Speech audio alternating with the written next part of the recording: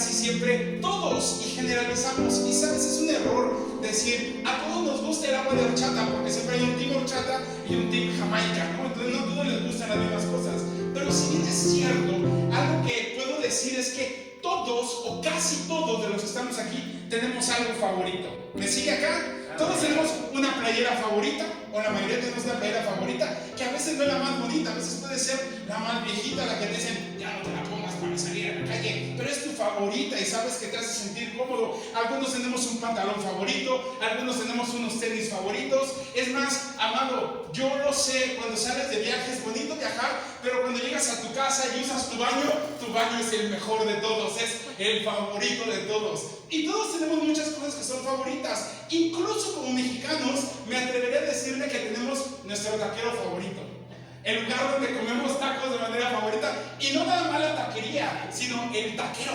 Porque está la taquería, pero hoy no está el tuercas, entonces no siento que los tacos hayan salido tan buenos como normalmente los hace él. Tenemos muchas cosas que se vuelven favoritos, ¿sí? Entonces, incluso por ahí decía alguien que la estadística dice que el 95% de los padres tienen un hijo favorito y el otro 5% de los padres mienten.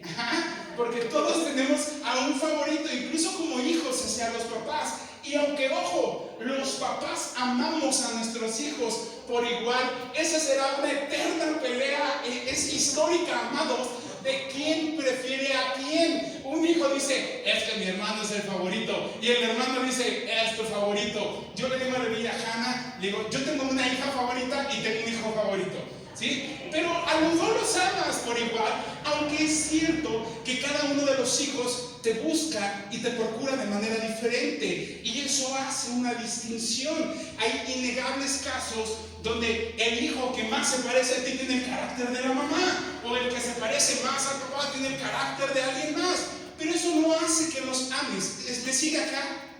¿Me sigue aquí, iglesia?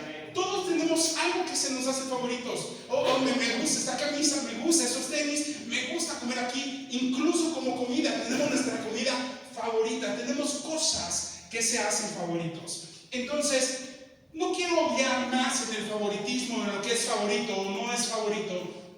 Pero déjame decirte que el tema que vamos a ver el día de hoy se llama el cristiano favorito del diablo.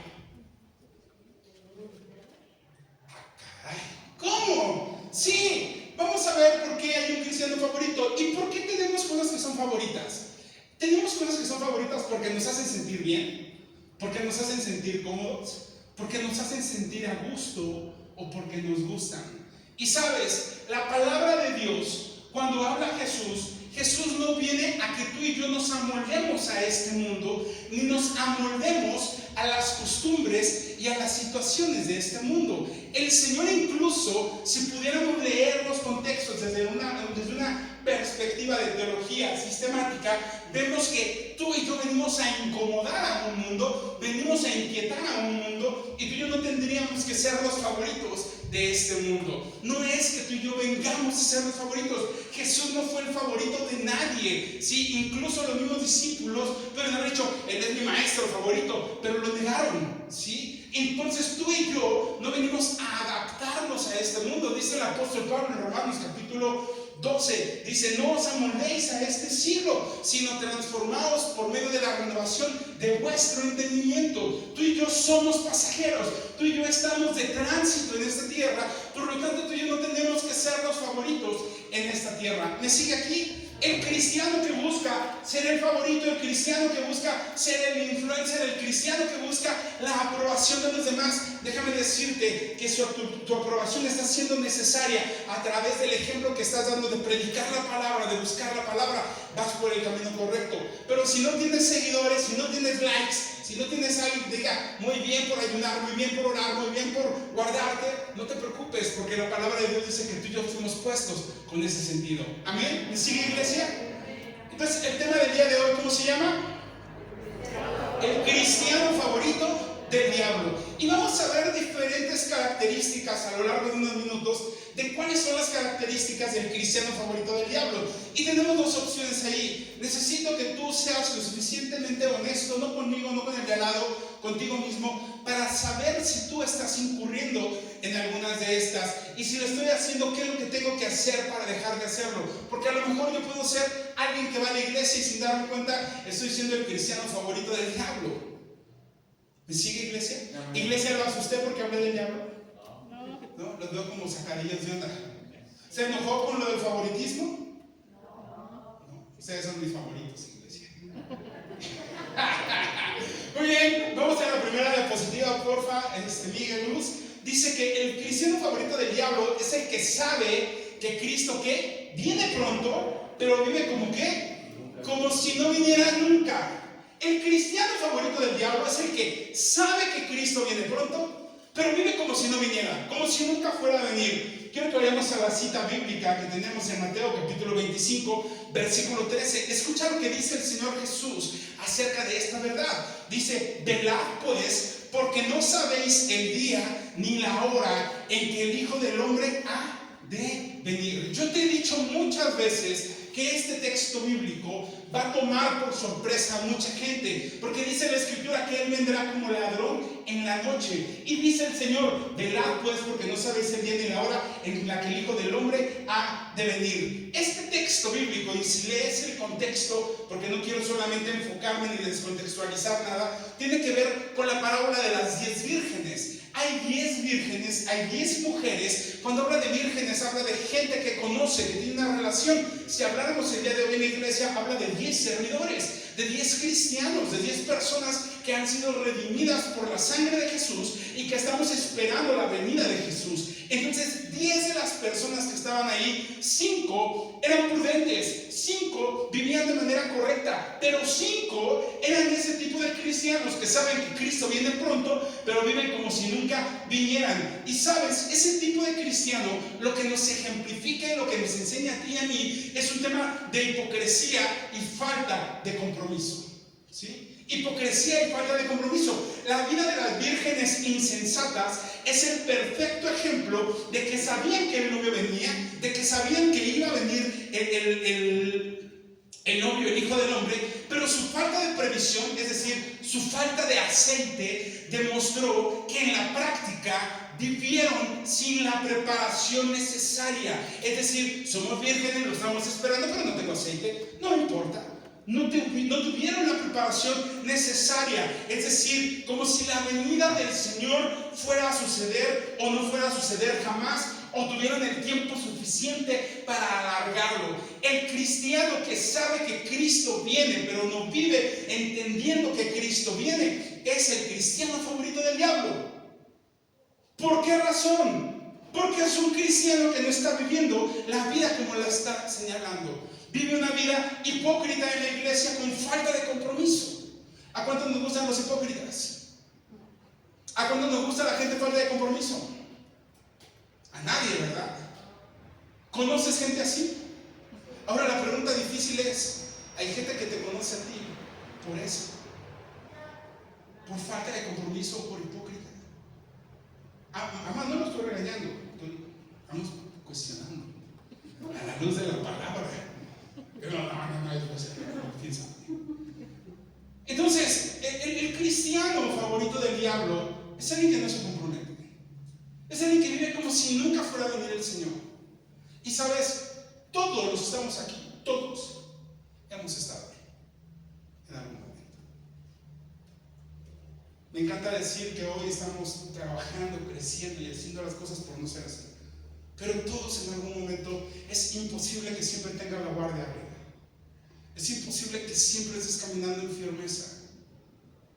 Dime cualquier hombre en la palabra de Dios que no haya atravesado por un momento de dificultad, queriendo dejar las cosas de lado. El mismo Señor Jesús, estando en Getsemaní, llora y dice: Padre, si es posible que pase de mí esta copa, que pase, pero que no se haga mi voluntad sino la tuya.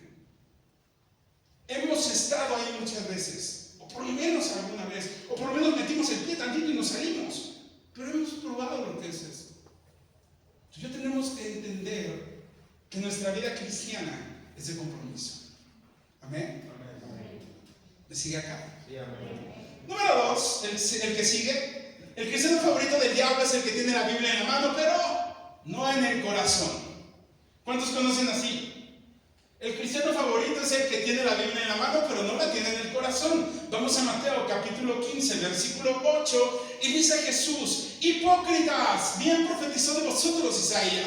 Jesús tomando una palabra de Isaías, y Jesús le dice: este pueblo de labios que me honra, más su corazón, ¿tú qué? Su corazón está lejos de mí. Un cristiano favorito del diablo es el que tiene la Biblia en la mano, que dice en la Biblia en la mano, pero nunca tiene la Biblia en el corazón. Y la Biblia a ti y a mí nos habla a que tú y yo tenemos que adorar al Rey, no nada más de labios. Dice: este pueblo de labios me honra, pero su corazón está muy, muy lejos de mí. Y un cristiano así vuelve a ser un cristiano que se llena de hipocresía, pero además de una falta de sinceridad o de una falta de ser genuino con el Señor. Tiene una adoración artificial o superficial. ¿Te acuerdas que dice el Padre en Juan? El Padre busca verdaderos ¿qué? Adoradores, porque también hay falsos adoradores o pseudo adoradores o gente que cree que está adorando pero no lo está haciendo. El mismo Señor lo reprende y dice: de labios me adoran, pero su corazón está lejos de mí, está lejos de lo que vamos a hacer. Y sabes, hay gente que busca la adoración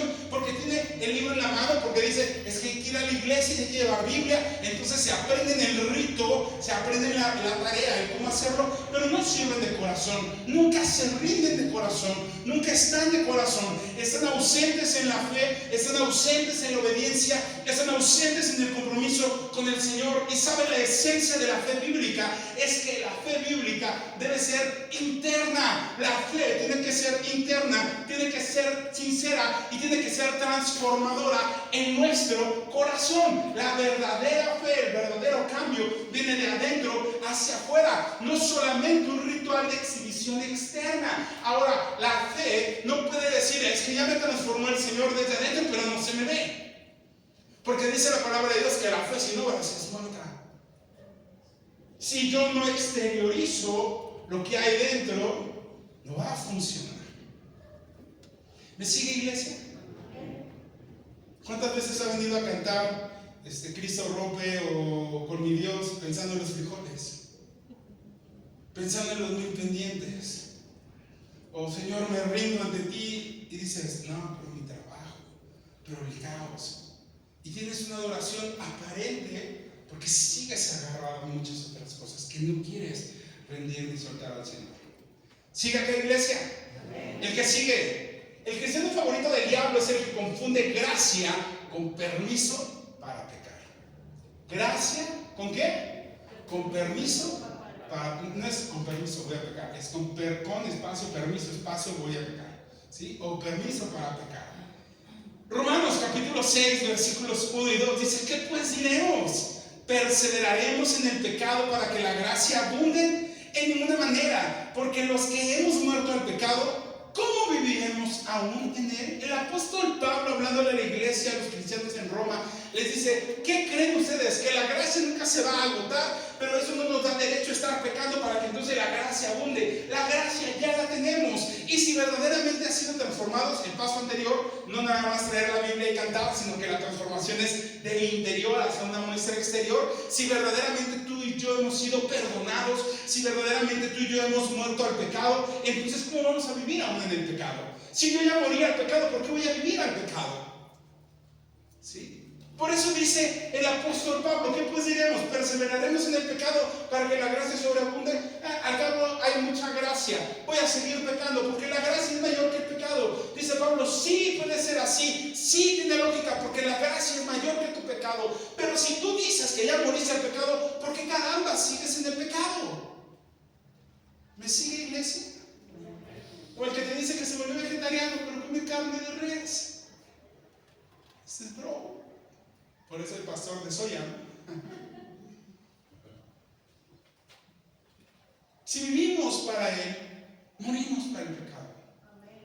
Si vivimos en la gracia y por la gracia somos salvos y somos restaurados, morimos al pecado.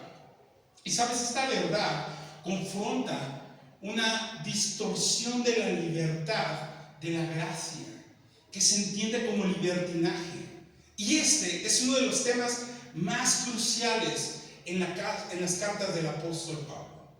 A lo largo de las cartas que el apóstol Pablo y que Judas escriben, vemos cómo llaman a la iglesia a la necesidad de la obediencia y a la necesidad de la santidad. Y enfatizan que no somos merecedores de la salvación que tenemos, pero por la gracia somos salvos. Por la gracia de Dios somos salvos. Ahora, la Biblia nos enseña a ti y a mí a lo largo de las cartas del apóstol Pablo que la gracia es la motivación y el poder que tú y yo necesitamos para vivir una vida santa. Es la gracia la que nos permite vivir una vida en santidad, no una vida de desobediencia con justificaciones. Es la gracia la que me aleja del pecado y entonces hoy me permite caminar en santidad. Es la gracia la que limpia mi maldad y hoy me permite ser justificado. Es la gracia la que me permite ser parte del remanente y las promesas de Cristo. Amén. Entonces, el cristiano favorito del diablo es el que confunde la gracia con permiso para pecar. ¿Cómo vamos, iglesia? ¿Bien? Amén. ¿Va tomando nota? ¿Sí? Bien. El que sigue dice: el cristiano favorito del diablo es el que quiere milagros, pero no quiere compromisos. ¿Le suena algo? Mateo 11:20 dice: entonces comenzó a recomendar a los ciudadanos, a las ciudades en las cuales había hecho muchos de sus milagros, porque no se habían arrepentido. El Señor le dice: ay de ti, Corazín, ay de ti, Betsaida, si en Sidón y Tirón se hubieran hecho los milagros que se hacen contigo, ellas se hubieran arrepentido. El Señor empieza a recomendar ciudades en las cuales había hecho milagros porque la gente seguía haciendo las cosas malas, porque la gente seguía pecando. Y sabes, este tipo de actitudes describe a personas, a cristianos que solamente buscan el beneficio, solamente buscan el milagro. El cristiano que solamente busca el pan y el pez, pero no busca el compromiso ni el discipulado. El Señor Jesús, cuando estaba orando por la gente, está enseñando, dice la Biblia que se apartaron en el monte y empezó a enseñar y enseñar y enseñar, y se hizo de noche y se estaba oscureciendo, y le dice a uno de sus discípulos: Señor, yo creo que ya es bueno que despidas a la gente, a la multitud, porque no hay que comer, porque cerca no hay que comprar, y porque cerca no hay dónde quedarse ni dónde ir a dormir, y la gente ya está cansada. Imagínate que hayan empezado a las 8 de la mañana con la prédica y estás a las 6 de la tarde sin comer y escuchando la palabra de Dios. Pues ya la tripa duele, porque muy gracia, muy salvo, pero el hambre es hambre. Entonces les dicen los discípulos: Señor, ¿por qué no los dejas que vayan? Y le dice el Señor: démosle de comer nosotros. Y dicen: hombre, no tenemos lana. El que era tesorero dijo: pues aún trabajando un montón de días no nos va a alcanzar, y si compramos le vamos a dar un cachito a cada uno de ellos. Y entonces un joven, que la Biblia no dice su nombre, pero es una cualidad y un ejemplo de que tú y yo tenemos que poner nuestros recursos en manos de Dios para que Dios los multiplique y sea de bendición para todos. Es un joven que le dice: yo tengo unos panes y unos peces. Se los llevan al maestro y le dicen: Señor, es lo único que hay, es lo único que la gente tiene, panes y peces. Y el Señor ora por los alimentos se multiplican, y no nada más comen y se sacian, sino que recogen 12 cestas con los restos o con las sobras de todo lo que la gente había comido. Y entonces al día siguiente, ¿qué crees? Que el Señor volvió a predicar y la congregación se lo volvió a ¿qué? A llenar. Hay iglesias que dicen: es que nomás se llena la iglesia cuando hay mole. Pues es bíblico, le pasaba a Jesús. Jesús les daba pan y pescado y iba a la gente. Y la segunda vez que va, el Señor le dice: convenencieros, ustedes vienen porque les doy de comer. Y dijeron: no va a haber comida. No, se fueron. No les interesaba la palabra de Jesús, no les interesaba escuchar el mensaje de salvación. Iban porque querían comer. Habían vivido el milagro, pero no querían el compromiso. ¿Estamos? ¿Cuántas veces nosotros mismos queremos solo el milagro, solo la sanidad, solo la bendición, solo la prosperidad, solo, pero no el compromiso? Lo hemos dicho muchas veces. A veces la iglesia se ha vuelto como una especie de Starbucks espiritual, donde el café quiero que sea como yo quiero, con leche de almendra, con 2 de azúcar, con café de esto, con un shot de aquello, con un shot del otro, que me le pongan mi nombre. Pero la Biblia dice: no me gusta, gracias. Porque sí me gusta que hay milagros, pero no me gusta la santidad porque soy alérgico a la santidad, ¿no? O intolerante a la santidad o al compromiso. Es como tu lactosa espiritual, bro, no hay. Te lo tomas como va, te va a ayudar. A veces somos como un tipo de iglesia que quiere un cristianismo tipo buffet. Lo que me gusta pongo en el plato, lo que no me gusta de la palabra lo saco de la palabra. Y no tiene que ser así. Tenemos que decir, Señor, tú me pides que haga, yo lo hago. Y es compromiso. Porque hay una cantidad de personas que solamente quieren el milagro, pero no quieren el compromiso. Solamente quieren la bendición, pero no quieren el compromiso. Solamente quieren tener los beneficios, pero no quieren el compromiso. Y sabes, el crecimiento en Cristo Jesús es un crecimiento que demanda tiempo, que demanda rendición, que demanda entrega. Entonces es importante que tú y yo entendamos que Jesús recurrentemente condenó la fe superficial.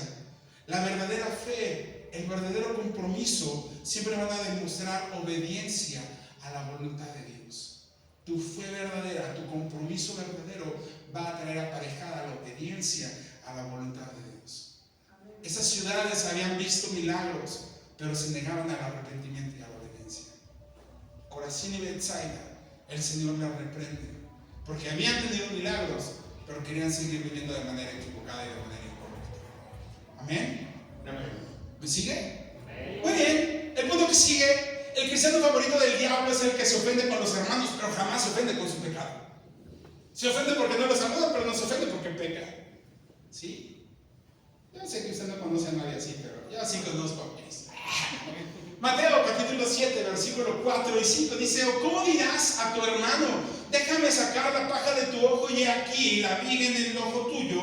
Hipócrita, saca primero la viga de tu propio ojo y entonces verás bien para sacar la paja del ojo de tu hermano. Y sabes, esto expone muy claro la inconsistencia de enfocarnos muchas veces en las faltas de los otros, en las faltas de otras personas, mientras nosotros somos negligentes con nuestras propias faltas. Nosotros somos ciegos a nuestras propias faltas. Y si tú lo analizas, es un tipo de hipocresía que Jesús condenó con mucha fuerza. Jesús lo condenó muchas veces. Era: oye, el ojo, vamos a primero saca la paja que tienes, la viga que tienes en tu ojo para que puedas ver la paja del otro. No dijo, el otro no tiene pecado, le estás levantando un falso. Le dijo, claro que tiene un pecado, pero antes de voltear a ver el pecado del otro, analízate tú, chécate tú, revisa que tú seas la persona que crees que puedes estar señalando al otro. Cuando van con la mujer, le dicen: Señor, esa mujer fue hallada en adulterio y la ley dice que tenemos que apedrearle. El Señor dice: pues adelante, tírenle, el que esté limpio de pecado.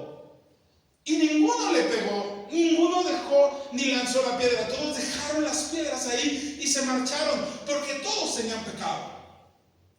Y el Señor conocía sus corazones. Es muy común que mucha gente se la pasa más ocupada y preocupada por lo que hacen otros que ocuparse y preocuparse por lo que está haciendo él o ella o su casa. El cristiano favorito del diablo es ese, el que se ofende con los hermanos porque viven mal, porque hablaron, porque hicieron, pero no se ofende con su pecado. Porque él está, pobrecito, está peleando una batalla. Pues entonces cállate y vive tu batalla, rendale tu batalla al Señor y deja que el otro pelee su batalla. La Biblia no dice que tú y yo vamos a vivir sin pecado. Dice que ustedes no hay hombre justo en la tierra que haga el bien y nunca peque. El que tienes a la par, voltea a verlo así, discretamente. Además de guapo o guapa, tiene situaciones por las que está atravesando. Tiene cargas que a veces le hacen dudar seguir caminando. Tiene momentos de gozo donde levanta las manos, pero tiene momentos donde ya no quiere seguir. Cosas que le duelen, cosas que aún le faltan por entregar y que el Señor está sanando, pero sigue caminando. Necesita de tu oración, no de tu crítica. Amén. Necesita de tu amor, no de tu juicio ni de tu señalamiento. Cuando tú señalas, enjuicias, divides y lastimas. Amén. Bien, el que sigue, el cristiano favorito del diablo es el que se sabe la doctrina, pero se le olvidó la obediencia, ¿sí? Se sabe la doctrina, pero se le olvidó la obediencia. Santiago 1:22, me encanta esa porción de Santiago. Dice, pero sed hacedores de la palabra y no tan solamente oidores, engañándoos a vosotros mismos. Es decir, si tú crees que sabes pero no haces, no engañas a mí, te engañas tú solito estás engañándote. A Dios no lo podemos engañar. Me gusta cuando, no me gusta que Adán haya pecado y Eva hayan pecado, pero me gusta cómo Dios los confronta, porque cuando Adán come del fruto que no debía de comer, el Señor no le dijo, Adán, ¿qué hiciste? ¿Qué le dijo? ¿Dónde estás? Y le dijo, ¿dónde estás?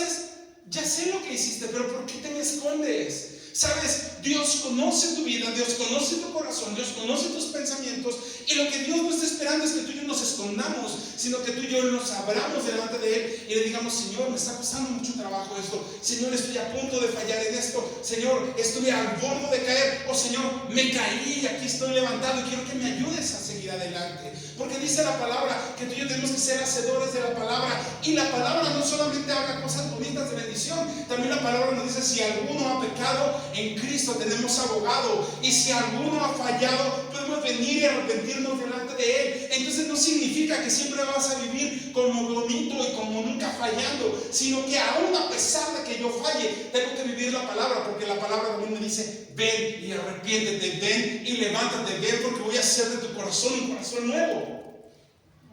Amén, ¿me sigue? Entonces, cuando tú y yo lo hacemos es, no solamente quiero ser oidor, quiero ser hacedor en todos los aspectos, en los buenos y en los que me duelen, en los que son fáciles y en los que me cuesta mucho trabajo poderlos llevar a cabo. Pero si no lo hago, solamente me engaño yo, y solamente me estoy lastimando yo, y solamente me estoy llevando yo hacia una muerte espiritual inminente. Por eso es que yo tengo que acercarme. Y sabes, esta porción, este punto, esta idea nos habla mucho acerca de la esterilidad del conocimiento intelectual. El conocimiento intelectual es bueno, pero delante de la fe de Dios es estéril. Porque el conocimiento intelectual no va a transformar mi vida, sino la rendición de lo que yo haga, la aplicación práctica del mensaje de la palabra de Dios. Cuánta gente maravillosa y brillante hay que conoce la palabra de Dios de cabo a rabo, pero no la vive. Y si tú quieres un ejemplo, el mismo Satanás conoce la palabra de Dios. Cuánta gente intelectual en la palabra de Dios. Ahora, la intelectualidad no mata en la espiritualidad. La idea es esa. Pablo era un hombre intelectual con gran espiritualidad. Y hay pastores en muchos lugares que son hombres intelectuales, hombres con mucho conocimiento, con mucho estudio, y tienen una vida práctica en la palabra de Dios. Qué bendición de rodearnos y de escucharnos y aprender de ellos. Pero cuidemos que a nosotros no nos mate lo que creemos saber y nos aleje de la sensibilidad y de la práctica. El mensaje central de la palabra de Dios es la piedad, la rendición. Y esto necesita de una aplicación activa, es decir, obediencia de lo que se conoce y de lo que se cree, que es la doctrina. Amén. ¿Y sigue, iglesia? ¿Ya se aburrió la iglesia? No. ¿Cómo no? Hoy no hubo billete falso de 200. Bien, el que sigue, el cristiano favorito del diablo es el que canta Cristo rompe las cadenas, pero por comodidad sigue atado a las mismas cadenas de siempre. ¿Le ha tocado eso? Cristo rompe las cadenas, pero tú con tu grillete aquí al lado de la banca para que no te lo rompa. Porque el pecado me gusta más que la canción. ¿Cuántas veces has escuchado gente que canta cosas que no está viviendo? Si dice la palabra de Dios en Juan capítulo 8, versículo 31 al 34 por partes.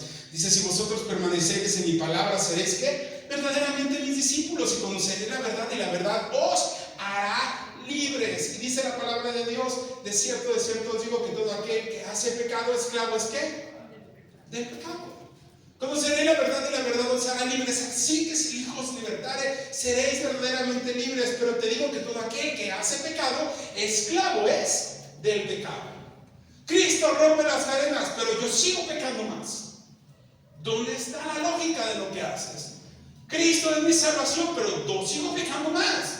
¿En dónde estoy parado? ¿Qué es lo que estoy haciendo? Y sabes, este mensaje o el mensaje es que las cadenas del pecado solo se rompen a través de la verdad bíblica aplicada a nuestra vida y de la lucha continua contra aquello que nos domina. Y entonces decir, ¿cómo lucha? Pues que no había gracia, y no que la gracia es que las cosas vayan bonito, y no que la gracia es la que nos quita del pecado y nos trae a la salvación. Sí, pero la palabra de Dios nos dice que cualquiera que quiera seguir al Señor tiene que tomar su ¿qué? Y no es por Bluetooth ni por Wi-Fi, hermano. Es tomar la cruz. Significa peso, significa dolor, significa señalamiento, significa cansancio, significa que a veces ya no quieres seguir, significa que a veces la vas a querer botar, significa que tienes que estar pendiente de las cosas que Dios quiere hacer para tu vida. Y entonces el mensaje es que yo tengo que entender, vivir, pero también luchar contra aquello que me domina. Y no solamente muchas veces a través de una declaración de fe, sino que yo tengo que ser consciente de las consecuencias que traen mis actos. Señor, ya no quiero tomar, pero pasas por el otro y el whisky tiene descuento. Me compro uno por si me corto un pie, me echo en el pie, porque el whisky es bueno para el pie. No es decirlo, también tienes que luchar con eso. Me cuesta trabajo hacer cosas, tienes que empezar a trabajar y hacerlo. Dice la palabra de Dios que tú y yo tenemos abogado en Cristo. Véame, el abogado, esa hermana que es abogada, el abogado no se va a inventar los hechos. Él conoce la parte y el marco legal, pero necesitamos una declaración del cliente y saber qué es lo que te va a decir el cliente y cómo lo vas a abordar. Entonces hay una parte que tú tienes que correr y hacer.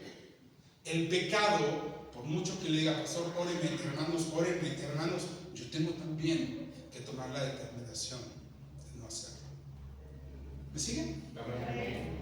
Sí, volte con que tiene la par, podelo, dígale, tranquilo, están hablando de otro cristiano favorito, tú todavía no eres tan favorito. Espero que no sean favoritos, hermanos. El que sigue, dice, el cristiano favorito del diablo es aquel que no lee la Biblia porque no tiene tiempo, pero no se pierde la serie de Netflix. ¡Sas! Creo que no se escuchó, pero bueno. El cristiano favorito es el que no lee la Biblia porque pues, no tiene tiempo, pero no se pierde la serie de Netflix, básicamente. Efesios capítulo 5, del 15 al 16 dice, mirad pues con diligencia cómo andéis, no como insensatos, sino como sabios, aprovechando bien el tiempo, porque los días son malos. Ojo, quiero aclarar, no estoy en contra de Netflix, no estoy en contra de HBO, no estoy en contra de Prime, no estoy en contra de ninguna plataforma, streaming, noticiero, nada lo que quieras ver. Evidentemente con las reservas correspondientes, no vas a ver programación para adultos, programación incorrecta. Pero no estoy diciendo que se va a malinterpretar de, es que en la iglesia dicen que Netflix es del diablo, por eso es rojo. No, hermano, no. Por eso se quedan todos porque está trabajado por el diablo. No. Lo que te estoy diciendo es que muchas de las veces tú y yo dejamos de orar, dejamos de leer, dejamos de buscar, pero no nos perdemos el capítulo de Netflix. ¿Sí? No nos perdemos. Hace años se lo decía en esta iglesia, hermanos, nada de Biblia y puro hexatlón, porque todo el mundo veía hexatlón, pero nadie veía la Biblia. Ahora no sé si sale hexatlón o no, pero hay tantos distractores que tenemos. Y es más, Netflix es por ponerte algo, pero a veces es TikTok, a veces es Instagram, a veces es Facebook, a veces es lo que sea, a veces es cualquier cosa que te distrae del propósito. Y sabes, el cristiano favorito es el que no lee la Biblia porque no tiene tiempo, pero no se pierde nada de lo demás que puede suceder a su alrededor. No se pierde el fútbol, no se pierde el partidito, no se pierde ir aquí, no se pierde ir allá. Es decir, dice el apóstol Pablo a los Efesios, mira pues con diligencia cómo andéis, no como insensatos, sino como sabios, aprovechando bien el tiempo, porque los días son ¿qué? Son malos los días. Y las personas que dedican horas a una serie de Netflix, a horas al celular, horas a lo que sea, mientras dicen es que no tengo tiempo para la palabra de Dios, es gente que de acuerdo al texto bíblico está viviendo como insensata. Es gente que está viviendo de manera incorrecta, no como sabia. Lo contrario de sabio es insensato. Es decir, si tú y yo no queremos vivir como insensatos, tú y yo debemos de aprender a aprovechar para bien el tiempo, para las cosas que son eternas. ¿Sí? Para las cosas que son eternas. La esencia bíblica es que la vida de nosotros debe ser administrada con sabiduría. El Señor nos llama a ti y a mí administradores de sus recursos. Amén. Dice la palabra, herencia de Jehová. ¿Son qué? Herencia de Jehová son los hijos. Y con la herencia van a pasar dos cosas. Número uno, herencia significa que no lo compraste tú, alguien te lo dio. ¿Vale? Ya lo tengo. Y pasan dos cosas con una herencia. La aprovecho y la administro correctamente, o la malgasto porque a mí no me gustó. Y no nada más con los hijos. Tu tiempo es una herencia de Dios, es un regalo de Dios. ¿Qué estoy haciendo con mis años? ¿Qué estoy haciendo con mis fuerzas? ¿A quién se las estoy dejando? ¿Cómo lo estoy administrando? ¿Cómo lo estoy usando? Entonces, tenemos que entender que la vida que tenemos debe ser administrada con sabiduría, priorizando lo que tiene valor en lo eterno contra lo que es pasajero. Pablo dice a la iglesia de Colosenses: poner los ojos en las cosas eternas y no en las cosas de la tierra. Lo que hoy hago en mi vida me está acercando a los planes eternos de Dios. Ya leí, ya oré, hoy me tocó ayunar, en la tarde quiero ver Netflix. Dale, prioriza la palabra de Dios. Pero a veces no me dio tiempo de leerlas, no me dio tiempo de orar, porque, pues es que, ¿por qué? ¿Cuáles son tus prioridades? ¿Me sigue, iglesia? Amén. Dígale, casi, cerquita. El que sigue, dice, el cristiano favorito del diablo es el que comparte versículos en Facebook, pero también comparte chismes en WhatsApp. ¿Sí?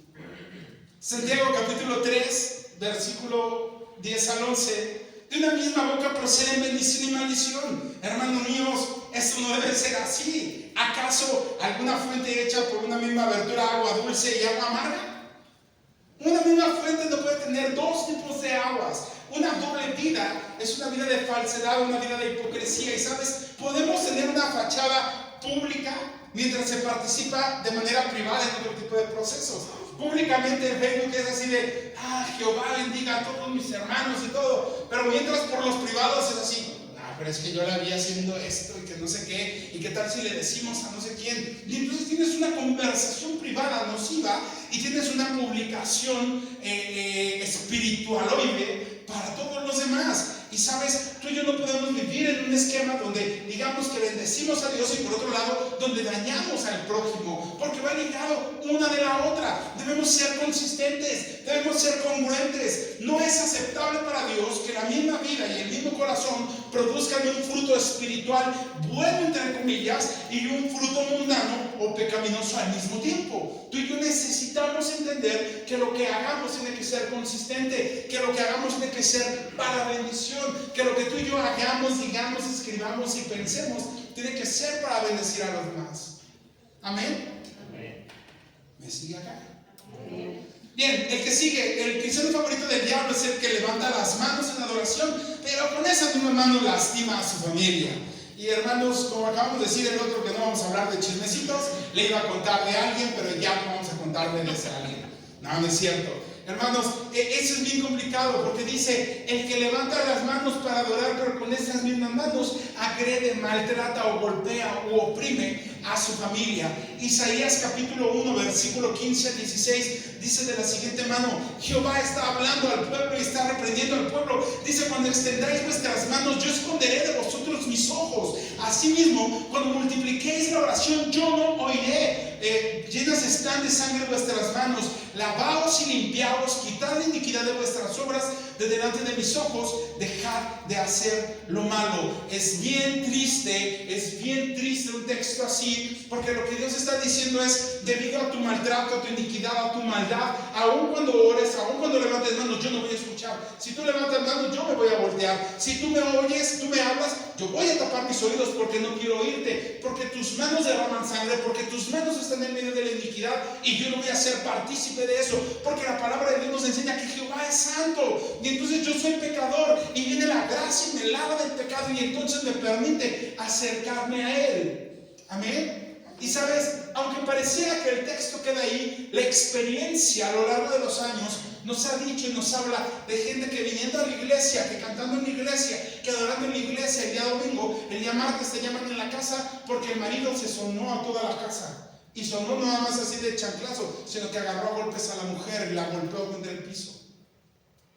Y se dicen cristianos. Y cuando vas a la casa y le dices, hermano, tú no puedes hacer eso. Y le dices, hermana, tienes todo nuestro apoyo si quieres denunciarlo. Pero qué malo, no es malo. Es que ya te di el consejo de la palabra de Dios. Es que ya vi que eres un golpeador en tu casa. Y es que como iglesia tenemos la obligación de aconsejar correctamente, primero en las cosas de Dios. Y si no quieres entender las cosas de Dios, decirte que hay un canal también para que lo puedas hacer conforme a la ley de este mundo. La palabra dice que tú y yo tenemos que andarnos exhibiendo con la gente de allá, porque entonces como quedamos como iglesia. Pero no vamos a tolerar tampoco que haya un maltrato hacia la mujer o hacia hijos en una iglesia. Y lo más triste es que te dice, no, solamente estaba estresado mi viejo y mejor dejamos de venir a la iglesia y me voy a otra iglesia. Seguimos saludándonos, siguen siendo hermanos en la fe. Esperemos en Dios que ya no se la esté sonando. Pero dice la palabra de Dios, ¿cómo Dios va a escuchar tu oración? ¿Cómo Dios va a recibir tu clamor? Lo dice Isaías, tus manos que son derramadoras de iniquidad, las vas a levantar y yo no las voy a ver, voy a voltear mi cara. Me vas a hablar y yo voy a tapar mis oídos. Contrario a lo que le dice a David y a Salomón, y le dice, cada vez que hay clamor en este templo, mis ojos estarán atentos a él y mis oídos estarán abiertos a tu oración. Es la bendición de obedecer y de cuidarte. Iglesia, ¿me sigue? Amén. El que sigue, creo que ya casi estamos por acabar, no sé. El cristiano favorito del diablo es el que pide que oren por él, pero nunca ora por nadie. Santiago 5:16 dice, confesaos vuestras ofensas unos a otros y orad unos por otros para que seáis sanados. La oración eficaz del justo, ¿qué? Puede mucho. La instrucción explícita del Señor es orar, ¿qué? Unos por otros. Si el Señor dijera a los de la derecha oren por los de la izquierda, pues los de la izquierda no tienen la obligación de orar. Entonces si no oran, pues no pasa nada. Pero dice la Biblia, oren unos por otros, oren unos por otros. La persona que exige que oren por ella misma, pero que se niega a orar por los otros y que nunca ora o está dispuesta, es una persona que está ignorando la instrucción fundamental del Nuevo Testamento. El Nuevo Testamento se resume en ama a Dios sobre todas las cosas y a tu prójimo como ¿qué? Como a ti mismo, pero a ti mismo, si te gusta que oren por ti mismo, pero a ti no te gusta orar por los demás. Entonces tú y yo tenemos que aprender a que debemos de orar por los demás también. El corazón de esta idea es que la vida en Cristo Jesús, amada iglesia, es comunitaria. La vida en Cristo Jesús es oración. La vida en Cristo Jesús debe revelar y reflejar amor. La vida en Cristo Jesús debe representarse por el interés mutuo. La vida en Cristo Jesús jamás tiene que estar representada por el egoísmo individual. ¿Me sigue, iglesia? Eso es parte de la vida cristiana que debemos de tener. El que sigue, el cristiano favorito del diablo es el que critica a la iglesia, pero nunca pone un ladrillo en el reino, ¿sí? Siempre critica, pero nunca ayuda. Siempre señala, pero nunca hace. Primera de Corintios, capítulo 3, versículo 9 dice, porque nosotros somos colaboradores de Dios y vosotros sois labranza de Dios, edificio de Dios. Y describe a una persona que con su crítica destructiva, es decir, una crítica hacia la iglesia y además improductiva porque no está haciendo nada, nunca pone un ladrillo. El apóstol Pablo señala que la iglesia, que es el reino visible en la tierra, es la obra de Dios y que los creyentes deben de participar efectivamente en la edificación. Y la edificación no nada más es poner recursos, sino trabajar, poner tu talento, invertir tu talento y hacer por la obra de Dios. Tú y yo estamos preparándonos para la venida del Señor, para ser en un reino sempiterno con el Señor. Pero mientras tú y yo estemos en esta tierra, el edificio en el que estamos, que no es la iglesia, es el espacio que tú y yo ocupamos para congregarnos, también implica trabajo, también implica aportación, también implica organización. Y entonces hay gente de la iglesia, que viene a la iglesia, que es parte, que dice, que critica, que hace y todo, pero nunca hace nada por la iglesia, nunca pone ni un minuto de su tiempo, ni un recurso, ni nada. Y entonces es parte de lo que hace que la iglesia no crezca muchas veces. Faltan manos, se sobresaturan manos. Cuando distribuimos las cargas, cuando distribuimos el trabajo, la oportunidad de alcanzar almas es mayor. Amén. El que sigue dice: el cristiano favorito del diablo es el que dice primero Dios, pero pues nunca involucra a Dios en su agenda, ¿no? Primero Dios y primero Dios y primero Dios, pero nunca involucra a Dios en su agenda. Yo normalmente los sábados en la noche estoy en contacto con Miguel porque estamos compartiendo lista de canciones, estamos viendo temas y todo el show. Y nos vemos mañana, hermano. Sí, primero Dios, si Dios quiere. Y se vuelve así como ese saludito de adiós, así, ¿no? Y bye. Pero al final del día, estamos los dos conscientes de que tenemos a Cristo en nuestra agenda y en nuestro espacio y ponemos lo que estamos haciendo en manos de Él. Santiago 4, 15, 16 dice: en lugar de lo cual deberías decir, si el Señor, porque Santiago está diciendo, ustedes se sienten bien tranquilos, bien sobrados, hacen planes, dicen, la siguiente semana haremos tal o cual cosa, o iremos a tal o cual lugar. Y dice Santiago, en lugar de lo cual deberías decir, si el Señor quiere, viviremos y haremos esto o aquello. Pero ahora os jactáis en vuestras soberbias. Toda jactancia semejante es mala. Y Santiago lo que está describiendo es la presunción o la arrogancia sutil que a veces tenemos de planificar la vida independientemente de Dios. Entonces, Armando, ¿estás diciendo que es malo hacer planes? No es malo hacer planes. Lo que te estoy diciendo es que si tú y yo decimos que somos cristianos, si tú y yo decimos que Jesús es nuestro Señor, que Jesús es nuestro Rey, nuestra agenda no es de nosotros, sino que tendría que ser la agenda de nuestro Rey, la agenda de nuestro Señor. ¿Cuántos de aquí trabajamos para alguien y ese alguien te pone y te dice, tu horario de clases es de tal a tal hora? No es que yo pueda cambiar mis horarios de clase como yo quiera, ya estoy sujeto a un horario. Que trabajamos en una empresa, tu hora de entrada es estable y tu hora de salida y tu descanso está al día. No es que tú lo puedas hacer, estás sujeto a la agenda que tu trabajo te pone. En el caso del Señor, si Él es nuestro Dios, si Él es nuestro Rey, si Él es nuestro Señor, Él tendría que ser el que arme la agenda y nosotros decirle, Señor, ¿qué es lo que necesito hacer contigo? ¿Cuánto tiempo? Porque primero Dios, pero nunca tengo a Dios en la agenda. ¿Me sigue acá? Y es la actitud de la persona que asume un futuro sin reconocer la soberanía de Dios sobre el tiempo, sobre las circunstancias. La verdadera piedad en el cristiano es someter nuestra agenda y nuestra voluntad a los planes y a la voluntad de Dios. Amén. El que sigue, el cristiano favorito del diablo es el que habla mal de su pastor y luego le pide a su pastor oración por cobertura espiritual. ¿Sí? Pasa. Primera Tesalonicenses 5, 12 al 13 dice: tened en estima a los que trabajan entre vosotros y os presiden en el Señor y os amonestan, y que los tengáis en mucha estima y amor por causa de la obra, y tened paz entre vosotros. Y saber la esencia de esta idea es que no se puede socavar al mensajero de Dios, y no nada más estoy hablando del pastor, sino de los líderes, de los diferentes líderes, de las diferentes áreas en la iglesia, de los servidores, y no podemos tú y yo hablar de ellos, socavarlos a ellos, hacerlos menos, ningunearlos, y luego esperar que la bendición y la protección de Dios fluyan a mi vida. Y no te estoy hablando con la amenaza que luego muchos hacen de obedecer a los profetas, a los pastores y a los profetas para que sean prosperados. No. La palabra dice que tú y yo tenemos que obedecer, y no nada más a ellos, sino a las autoridades que Dios ha puesto también. ¿Sí?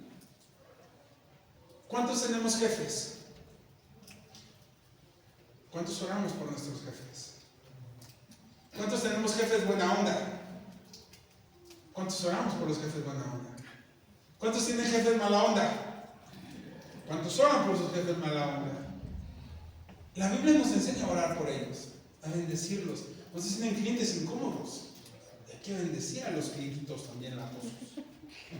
Porque la Biblia nos llama a bendecir y a honrar. Entonces tengo que aprender a honrar a mi casa, a mis líderes en la iglesia, pero también a mis líderes en lo secular. ¿Cuántos maestros que tenemos en la universidad o en la prepa, de repente dices, chale, este profe creo que compró su título en Santo Domingo? Está en tu clase, se vuelve la autoridad en tu clase, hónralo. Es que mi coordinador, mi coordinadora, mi supervisor, mi supervisora, mi director, hónralo. Tú hónralo. Porque cuando oramos por un aumento, decimos, Señor, tú sabes mi necesidad, por favor que venga ahí unos pesitos extras, que no se hagan guajes con el aguinaldo. Y quieras o no, Él sigue siendo una autoridad en donde estás. Por eso tenemos que bendecirles. Por eso tenemos que orar por ellos. Por eso tenemos que ser agradecidos. A mí me encanta la historia de José en Egipto. José llega en las peores condiciones, vendido como esclavo, traicionado por los hermanos. Y luego lo ponen de esclavo en una casa donde una mujer lo sabrosea y quiere abusar de él. Se va a la cárcel por mentiras.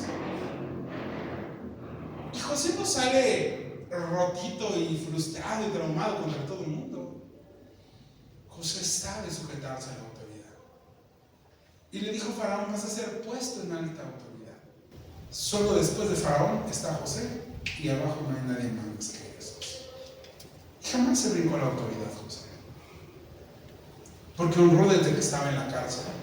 Y sabes, tu carácter y a donde Dios te lleve va a ser cuando sabes honrar a las autoridades en donde estés.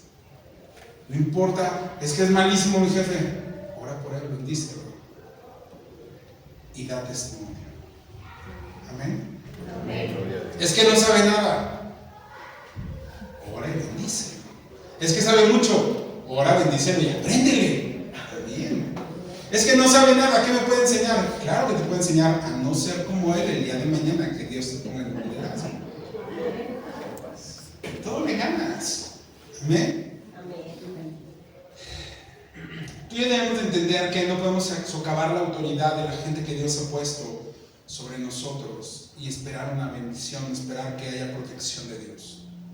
Tú y yo tenemos que aprender a honrar, tenemos que aprender a obedecer, tenemos que aprender a respetar a las autoridades. Esas son condiciones especiales para la bendición y para una vida sana en Cristo Jesús. Amén. El que sigue, el cristiano favorito del diablo es el que dice, Dios me entiende, pero nunca lo busca. ¿No? Dios me entiende, pero nunca lo buscas, hermanos. Santiago 4:8 dice, acercaos a Dios y Él se acercará a vosotros. Pecadores, limpiad las manos, y vosotros los de doble ánimo, purificad vuestros corazones. El que dice que Dios le entiende pero nunca se acerca a Él es alguien que permanece en engaño y permanece en una pasividad, y Santiago la condena. Santiago dice que la cercanía es una acción que para nosotros nos implica dar el primer paso del creyente. La esencia bíblica es que la misericordia de Dios no anula la necesidad de que el ser humano se relacione y responda efectivamente hacia Dios. Es decir, la presencia de Dios viene, nos cubre, y la consecuencia de nosotros es arrepentirnos y volvernos a Él. Es decir, el que la misericordia de Dios se extienda con nosotros no es que yo nada más tenga que quedarme así como si todo lo mereciera. No, es que la esencia de Dios es bendecir, es misericordia, y la mía es arrepentirme y someterme a su voluntad en obediencia. Amén. Bien, el que sigue, creo que ya estamos en los últimos 2 o 3. El que dice, el cristiano favorito del diablo es el que dice, Dios conoce mi corazón para justificar su pecado. Jeremías capítulo 17, versículo 9 y 10, porque la gente a veces cree que porque se siente bonito, porque ellos sienten paz, están haciendo las cosas bien, pero dice Jeremías 17, 9 y 10, engañoso es el corazón más que todas las cosas, dice, y perverso. No nada más es engañoso, sino que además es malvadísimo, es perverso. Dice, ¿quién lo conocerá? Pues claro, estaba preguntando, es una pregunta retórica, no necesita que alguien la conteste, porque está diciendo, ¿quién lo conocerá sino Dios? Porque Dios lo hizo, porque Dios lo formó. Dice, engañoso es el corazón más que todas las cosas y perverso. ¿Quién lo conocerá? Dice, yo Jehová, que escudriño la mente, que prueba el corazón para dar a cada uno según su camino y según el fruto de sus obras. Esa idea que a veces tenemos de una forma de autojustificación peligrosa, donde la persona usa la omnisciencia de Dios, es decir, que Él conoce todo y asumimos que Él conoce mi corazón, no para buscar una sanidad, sino para cubrir mi vida de excusas y de pretextos y seguir en un pecado continuo. ¿Sí? Se quedan así como que, ¿qué dijiste? Que a veces creemos equivocadamente que puedo vivir mal y Dios me sigue bendiciendo. Y sabes, muchas de las veces tú estás viviendo mal y Dios te sigue bendiciendo. Pero no significa que estés del otro lado y que seas salvo. Y no significa que la bendición que recibes es por ti. Me encanta la historia de Jacob, porque Jacob fue bendecido por la oración de sus padres y por el pacto de Dios con sus padres, no con Jacob. Jacob era bendecido y multiplicado con su tío Labán, no porque él fuera bueno con Dios, sino porque Jehová había hecho un pacto con Abraham y con Isaac y había bendición hasta Jacob. Porque dice, si no fuera, cuando se va Jacob de con Labán, que es una chulada de diálogo, le dice, si no fuera por el Dios de mis padres, yo me iría con las manos vacías de aquí. Y sabes, no está mintiendo, porque él no puede decir, si no fuera por mi Dios, porque Jacob no había tenido un encuentro ni una relación con Dios. Él dice, si no fuera por el Dios de mis padres, yo me hubiera ido el día de hoy con las manos vacías. Y es hasta después que viene caminando, que pelea con Dios y es bendecido por Dios y deja de llamarse Jacob y se llama Israel y tiene una nueva identidad. Pero muchas de las veces creemos equivocadamente que viviendo mal, viviendo equivocado, soy bendecido y me va bien. Y ojo, tengamos cuidado, porque decimos, es que Dios conoce mi corazón y Dios sabe que no soy tan malo como otros. Y hermano, esa es una excusa absurda. Tú y yo tenemos que quitarnos la autojustificación, que es sumamente peligrosa, y dejar de cubrir nuestra vida de excusas y de pecado para rendirnos a Él. Amén.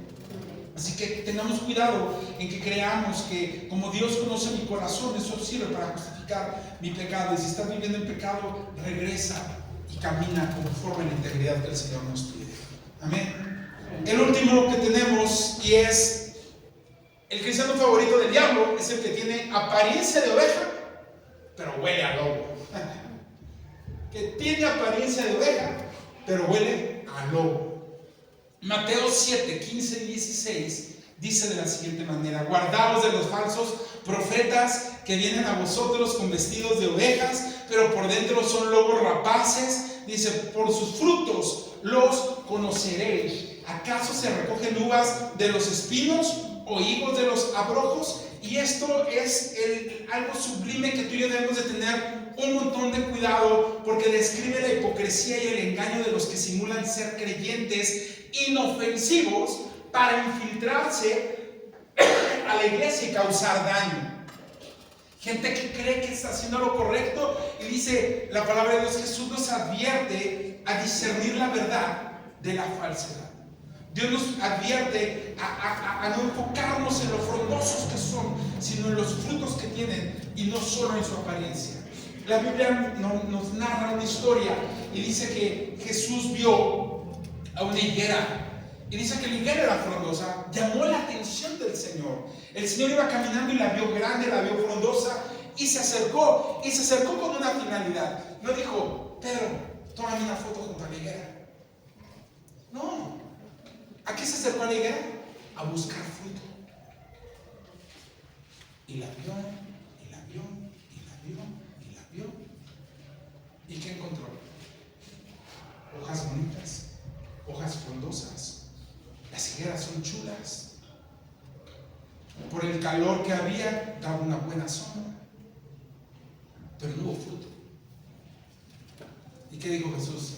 Bueno, te voy a dar otro chance. Nada más dijo. ¿Y qué pasó con la higuera? Se secó. Secarse es morirse. Se murió. Muchas veces como cristianos hay cristianos frondosos, cristianos que de lejos se ven bonitos, verdes, con hojas grandes, sin plaga la hoja, porque hay hojas que se llenan de plaga y se ven feas, pero estas no tenían plaga. Dan una buena sombra cuando hace calor, se ven bien nice, pero no tienen fruto. Y dice la Biblia que tú y yo tenemos que aprender a discernir. Y más allá de que sean atractivos a los ojos, tiene que haber fruto. Por sus frutos los vas a conocer. No dice por lo frondosos que son, no dice por lo verde que son, no te dice porque no tengan plaga los vas a conocer. Dice no, ¿por su qué? Por su fruto. ¿Cuántas veces tú y yo nos hemos dejado deslumbrar por gente con talentos, por gente con dones, por gente con habilidades? Y cuando ya estás en sus manos, lo único que tienes es abuso, maltrato o lesiones. Y dice la palabra de Dios, cuidado, iglesia, de dos cosas. Número uno, de los que se acercan así te pueden lastimar. Pero la más importante que te quiero decir hoy es cuidado en que tú y yo seamos las higueras que son frondosas y carezcamos de fruto. Porque nuestra amargura, nuestra frustración puede terminar lastimando a otros que van empezando a dar fruto. Gente que se acerca a la iglesia y que empieza a crecer y dices, ay, ¿para qué le haces si es bien cansado eso? Ya mi tiempo de servir en el Señor ya pasó. Tu amargura está siendo como el lobo que está mordiendo a las ovejas para matar el fruto potencial que está para entregárselo al Señor. La conversación incorrecta del corazón lastimado puede traer amargura y que haya muerte en frutos que están por crecer en otros lados. ¿No me crees? Hay plantas que necesitan del sol para crecer. Cuando tienes una planta demasiado grande que le quita el sol y le da sombra, termina por no desarrollar el fruto que necesita, porque no tiene el sol necesario para hacerlo. En la iglesia nos puede pasar igual. Amén. ¿Me sigue, iglesia? Amén. Se quedó pensando en plantas nada. Les voy a decir un fruto. Una planta que necesite de sol. Póngase de pie. Vamos a orar. Yo sé que todos los que estamos acá somos hijos e hijas de Dios. Y siempre buscamos que Dios sea el que nos bendiga, el que haga, el que dé, el que se mueva para nuestra vida, ¿sí? Y eso es bueno. Pero creo que hay actitudes que traemos de otros momentos, de otros lugares, a veces mal aprendidas, a veces porque no fuimos discipulados. Pero es importante que tú y yo aprendamos a desaprender ciertas cosas. Es importante que tú y yo aprendamos también a reeducarnos y reinstruirnos en Cristo Jesús. Amén. ¿Y es bueno que tengas favoritos? Sí. Va a ser inevitable, porque es una condición del ser humano. Pero sobre todo los favoritos que tengas, que tu tiempo con Dios sea el favorito de favoritos. Que buscar la palabra de Dios sea tu tiempo favorito. Que el acercarte a Él sea el tiempo favorito. Y si tienes un hijo favorito y otro no favorito, más no se los digas. Dile, ya los hago igual a los dos, a los 3, a los 4, a los 10, los que tengas. Amén. Y es importante que tú sepas de Dios también. Amén, aleluya. Porque sabiendo cómo somos tú y yo, conociéndonos el Señor, nos sigue amando. Sí, amén. Señor, te damos gracias en este día por tu amor, por tu misericordia, por tu grandeza, porque nadie es como tú, Señor. Porque podemos acercarnos confiadamente ante el trono de tu gracia para bendecirte, para darte honra, para darte gloria, Señor. Decirte que queremos estar contigo, Padre. Queremos acercarnos delante de tu presencia, habitar en ti, Señor.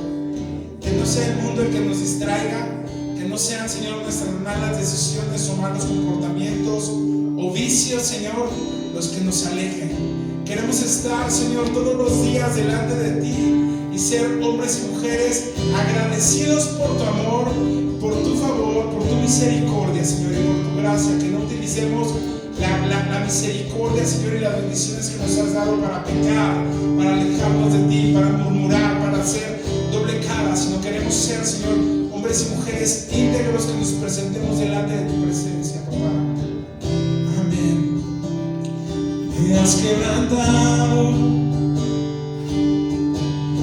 una y otra vez, me siento olvidado, como si no me ves, y cuando te hablo,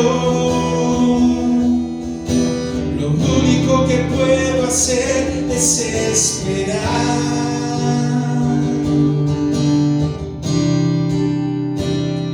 Me has sostenido una y otra vez, cree que conmigo y sigue siendo fiel. Es por tu palabra que no me rendiré, yo confiaré.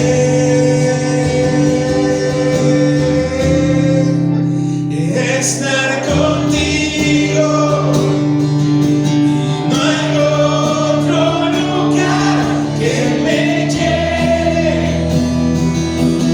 En la tempestad me das calma y nada detendrá, y tu fidelidad. Estar contigo, y no hay otro lugar que me lleve. En la tempestad me das calma, nada detendrá tu fidelidad. Mi alma, Señor, mi alma restauras. Una y otra vez tu amor me rodea, siempre tú eres fiel, y cuando te hablo, escuchas mi clamor, puedo confiar.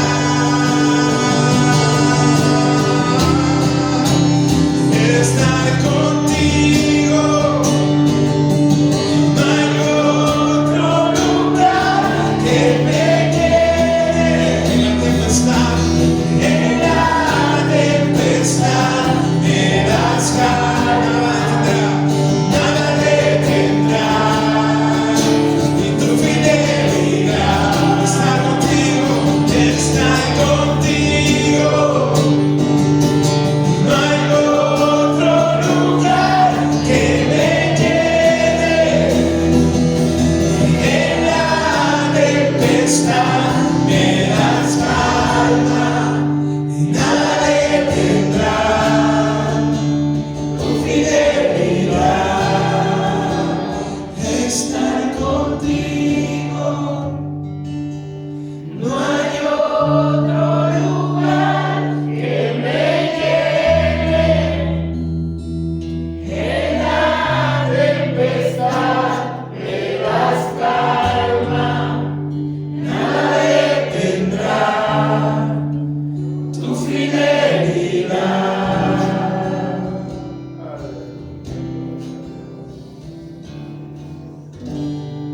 Señor, te damos gracias por tu amor, por por tu fidelidad, porque nos hablas a tiempo para corregir, Señor, nuestro comportamiento y acercarnos cada vez más y más a ti.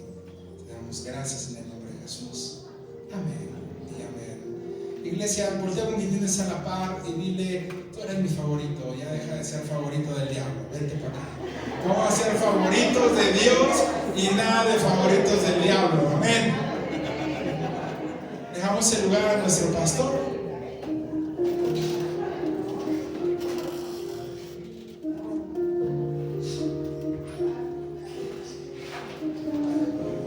Gloria a Dios. Qué tema tan hermoso, tan fuerte, pero tan real. La verdad. A muchos de nosotros no nos gusta la verdad, pero a Jesús sí. Y conoceréis la verdad, y la verdad os hará libres. La verdad da libertad. La mentira ata. La verdad da luz. La mentira tinieblas. Y hay mucha verdad en cada una de las porciones de la Escritura que aprendimos. Que no lo queramos llevar a cabo ya es una responsabilidad personal de cada quien. Porque el Señor nos dé el remedio y nos dé el trapito. ¿Para qué el trapito? Para vendarnos la enfermedad y la herida. ¿Engañar a Dios se podrá? No, nos engañamos solos. Así es que, qué bendición poder recibir la palabra, pero que la recibamos y se nos quede en el corazón. No que la escuchemos por aquí y salga por acá. De nada sirve. Cuando Dios nos habla de esa manera, no es porque nos tenga coraje o porque nos odie. Nos habla así, amados, porque nos ama.